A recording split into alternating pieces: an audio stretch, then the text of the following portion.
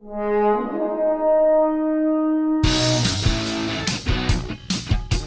party people. It's the Minute of the Apes, a podcast where we rate on every single minute of the Planet of the Apes movies. I'm your host, Richard, and joining me are Todd and Sean, as always. Hello, guys. Hello. And, of course, thank you to the Star Wars Minute guys, Pete and Alex. You can find them at moviesattheminute.com, and you can find us there as well. We're covering Minute 76. And, Todd, where are we at today? So it's that moment of we're going to tell everybody this is that lovely time when Richard and Sean come to me at my house in the suburbs of Dallas. So it's the fair warning in case you hear... Is this the suburbs of Dallas or is it its own city? No. Suburbs is anything connecting that has a flow of traffic to and from the major city. Is it a suburb of Oklahoma City? Wow, you guys, seriously? It's like if you go to New York and San Francisco and Los Angeles, the suburbs stretch for miles and miles, but you get to Dallas and people are like, oh my God, the only place to live is in the city. Dallas. We changed the time zone, I'm pretty sure, didn't we?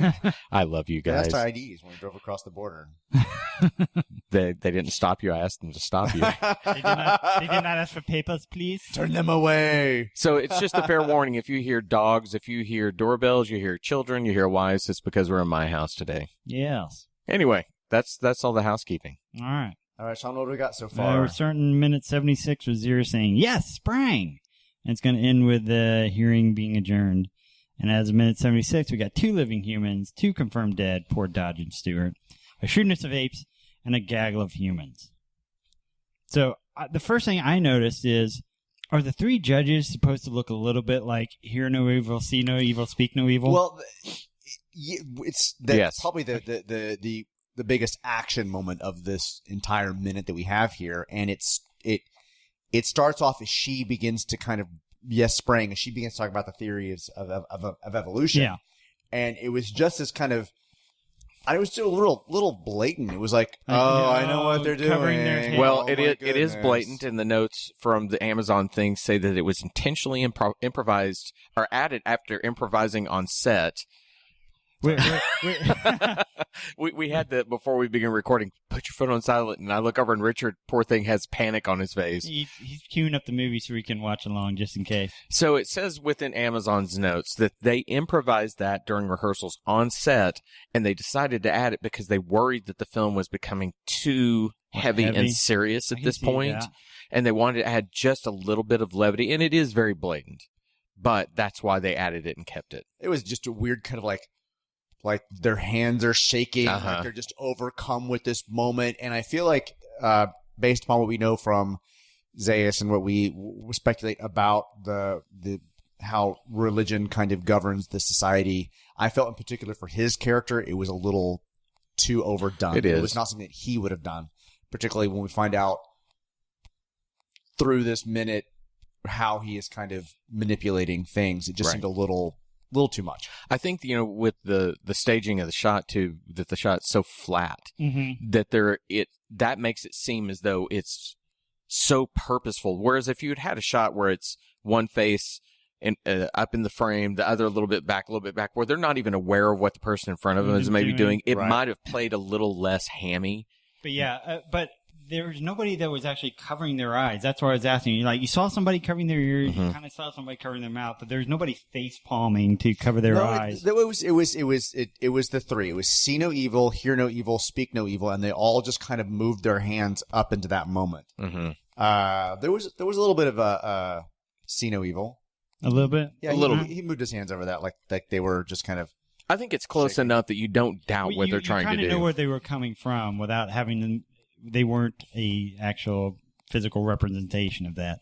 And I can see why, the funny thing is, I can see why they wanted to add the levity to lessen the significance of the moment. Mm-hmm.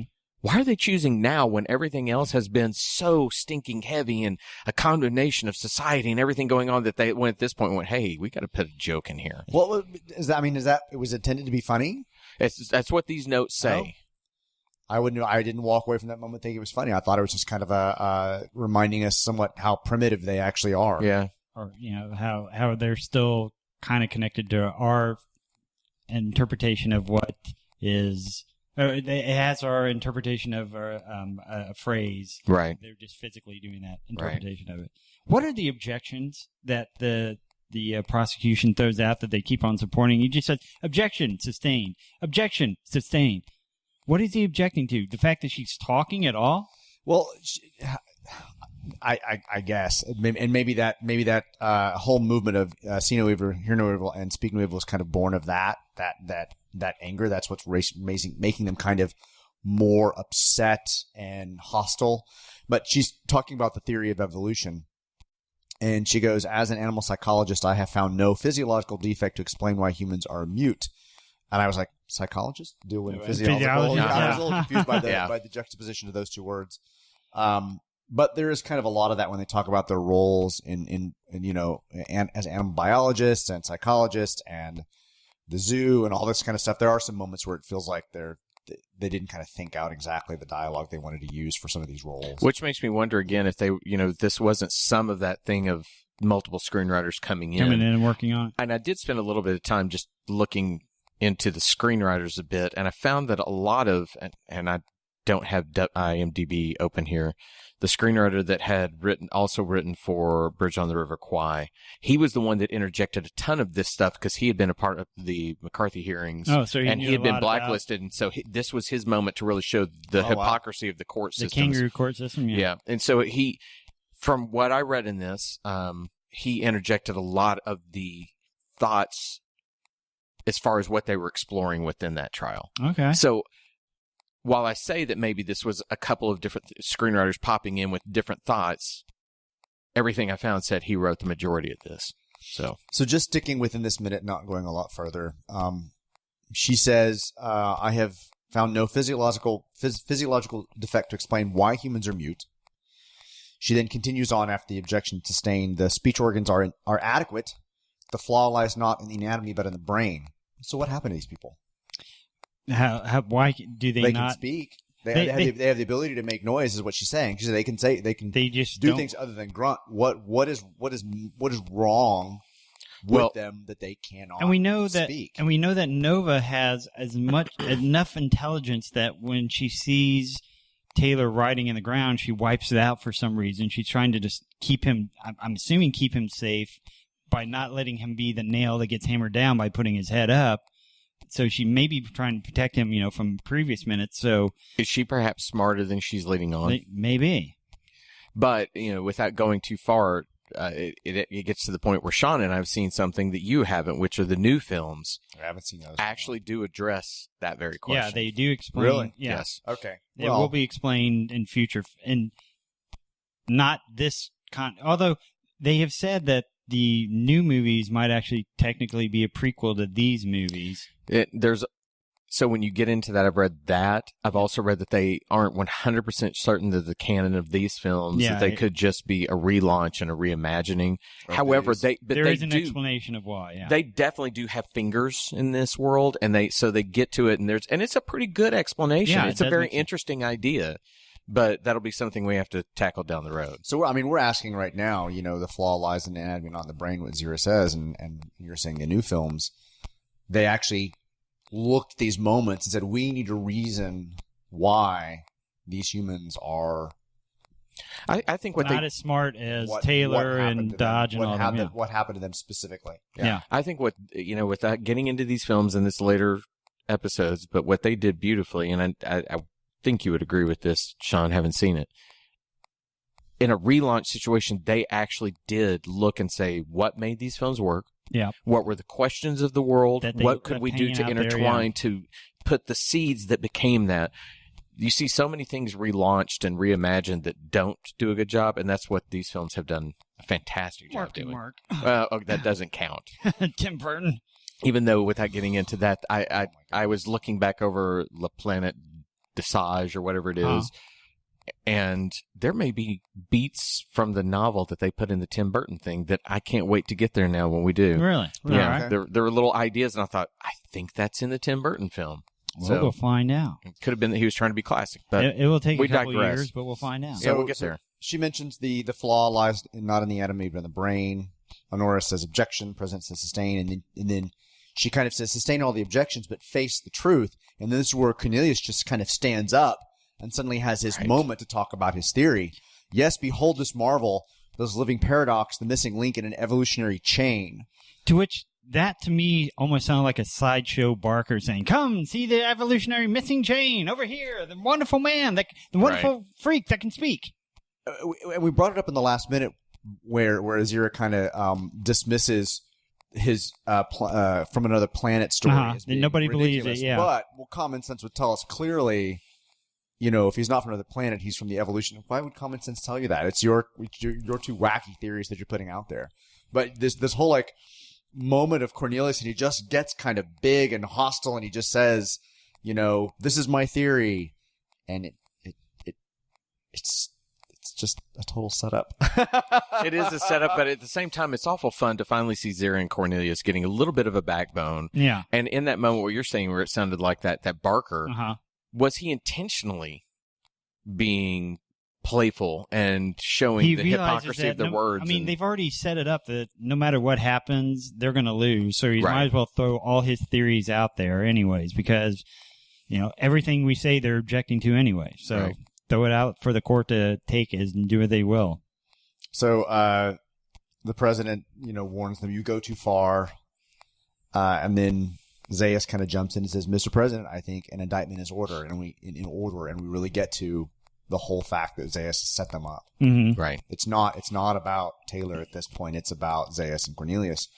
And meanwhile, the judge on the right, I don't know if I was going to notice this, it just looked like he was bored to death. He was just sitting there going, "Can we just get this over? I got some nanners to eat. I gotta go." Well, and maybe that's it. Maybe he did play it like, this is such a waste of my time. Mm-hmm. He already knows the outcome. He already knows that this is a farce. Right. Well, you mentioned that is it one of the orangutans? Yeah. Okay. One so of the judges. There's the script that I have that they've not used, but it's close, but it's not identical. There was actually another exchange, and Maximus actually has a line that didn't get used. So when the president says you go too far, the script I have, Zaius came back and said, "Well, there you are, Mr. President. I warned you these two would use this hearing as a form of subversion." And then Maximus, who you said looks bored, would say something like, "You were right. The advocates of heresy have revealed themselves." And then we get back to Zaius' line, "Mr. President, I think an indictment is in order." So we're now bringing the fact that not just the prosecution, but the whole system. Maximus, all of it was just a setup. But I can also see why cutting that out, why you don't need it. Because if a scene needs to be like a song has to get to that point where you do the key change so that everybody has the emotional response. If you stop this scene down, it just becomes more minutia. And instead, they're cutting and where you object. At this point, as a viewer, how many people are truly wondering what the objections are? Their objection is simply, I don't like what they're saying. Yeah, and they're their proving courts a allow point. That. Objection. They're making sense. Objection. Right. Yeah. What is scientific heresy? I kind of wondered that too. I had a note about heresy. Because heresy is religious. Right. How do you have a scientific religious problem? Well, I mean, we don't know at this point, except for the funeral scene that we had earlier. We don't have any real religious understanding of their society. We know there's a science part of it because they've been doing experiments on people. We know there's some sort of religion because they have a burial, and we're assuming they have that statue that is holding up a scroll or whatever. Right. But the fact that they have this weird confluence between science and religion being tied together, and so you can't say something because it goes against scientific heresy. I can't crack the nut of what that is. Is science truly their religion, maybe? I don't know. But that doesn't make sense still because of the black and white nature of facts. Then they would have more interest in why Taylor could talk right. if science is a religion. So they have this weird mixture of the two that I haven't been able to figure out how they work together. And again, without talking about future minutes, and I'm not really, something that I think is relevant is when Zira says the flaw lies not in the anatomy but in the brain. I mean, is it possible that Zaius has actually been making sure that the tribes that are out there are actually inferior and can't do anything? I mean, that would suggest, a period of several years in which he's actually been searching for these people. And taking the animal population, they're catching them and making sure that they stay mute. They're catching them and making sure they're finding anybody that is smarter than anybody else in culling them, because in previous minutes we knew that they were ready to geld Taylor, so maybe anybody else that they found before that had any sort of more intelligence than the populace, they gelded them so that